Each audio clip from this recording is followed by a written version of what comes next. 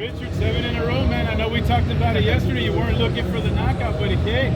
Yeah, and I started seeing him duck his head a little lower than he usually does. He wanted to come in with that right hand really hard, but he was a little apprehensive, I think, this time. And so whenever I faded at him and did anything, he ducked his head real low, and that's when those uppercuts started happening. A couple of those times I was aiming for the body, and it just happened to hit his head, and so it worked out.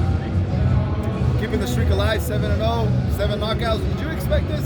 Was overall looking for that knockout?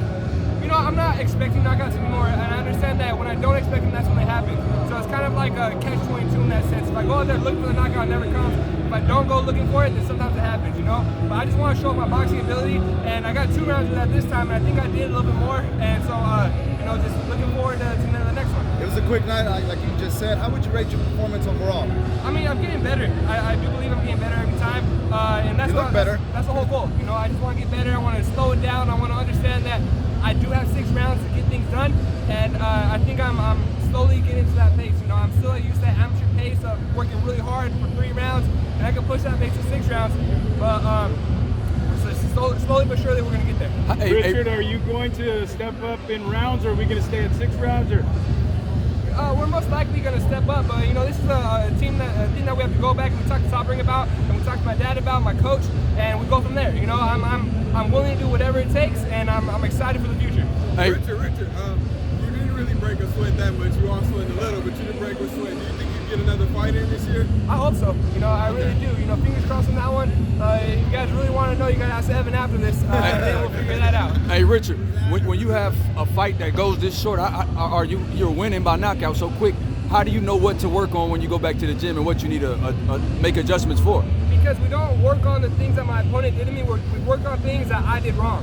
And so you can definitely tell within the 2 rounds there are some things that I do need to work on, and we'll take that in stride. Whether it's establishing jab a little bit more, whether it's attacking the body a little bit more. There's a multitude of things that every boxer can do and get better. And at the end of the day, you always can get better, and even in your basics, the things you do best, I can get better at that as well.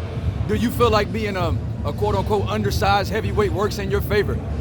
I mean, I think it used to before I got an Olympic silver medal. Now people kind of know who I am. Before I was an underdog. Everybody wanted to come at me and everything like that.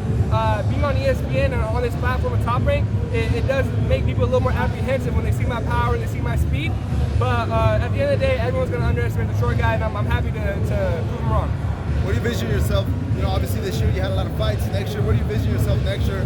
Having these many fights, still looking for the knockouts, still looking to progress, obviously? I think the beauty of being with Top Rank is I get to trust the matchmakers.